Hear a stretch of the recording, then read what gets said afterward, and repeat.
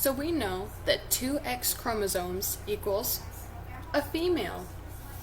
We also know that an X and a Y chromosome equals a male. Now let's take what we know about chromosomes. This is what we know. And let's add this stuff.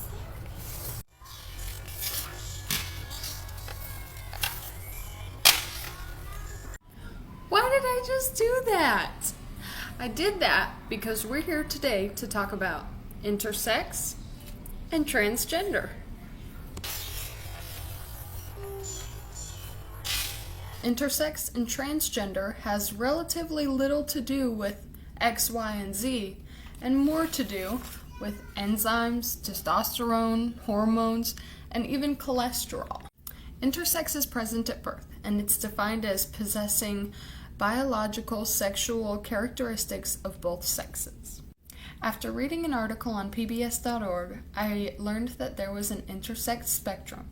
This contains different variations of intersex situations, meaning there are different reasons why they have both sexual genitalia. One of the most common versions is abbreviated as CAH, and it happens to 1 in every 13,000 people. This is also known as congenital adrenal hyperplasia. This happens when a woman produces a masculine hormone due to the lack of an enzyme. This causes their clitoris to be bigger and their labia to be sealed. Congenital adrenal hyperplasia. Another case of intersex that happens to 1 in every 13,000 people is testosterone biosynthetic defects. Testosterone biosynthetic defects. Testosterone biosynthetic defects. This occurs when a male fetus doesn't have enough of the enzymes to turn cholesterol into testosterone. A male with none of these enzymes will have genitalia that look female. A male with few of these enzymes will have ambiguous genitalia. Ambiguous genitalia are not obviously male or female. As you can probably assume, there's more to know about intersex, but this just scratches the surface. Now we can talk about transgender and transsexuality. Now I do want to start this off by saying we are still learning a lot about transgender and transsexuality. Transgender, according to Google Dictionary, is denoting or relating to a person whose sense of personal identity and gender does not correspond with their birth sex. Transsexual is a person who emotionally and psychologically feels that they belong to the opposite sex. Say hi. Hi. Hi. This is my daughter, Sophia. If she was intersex, we would know when she was born. But if she's transgender, we may not know until she's well into her teens. On average, people know if they're transgender, start to know around 8 years old.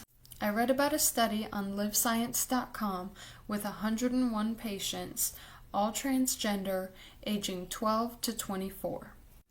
Although this is a small study with no undeniable conclusions, they did find a similarity in age where people started to feel like they were the opposite gender. They also found that there was no difference in hormones between transgender and non-transgender. Our textbook states that there is a difference in neural tracts between those requesting a gender reassignment and those who are non-transsexual. This finding could further be proven by the chemical balance in transsexuals. Intersex and transgender individuals can be heterosexual, homosexual, bisexual, or asexual. These have to do with sexual orientation, not gender identity. Sexual orientation has to do with who you like to be with romantically. Gender identity is who you feel as a person you are, sex or gender-wise. A heterosexual is somebody attracted to the opposite sex of their birth sex. A homosexual is somebody attracted to the same sex as their birth sex.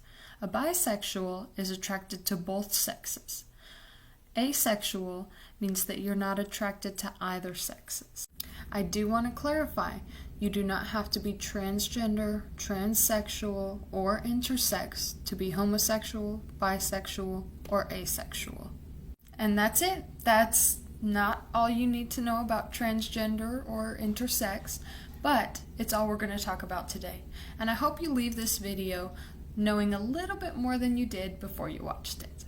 Bye!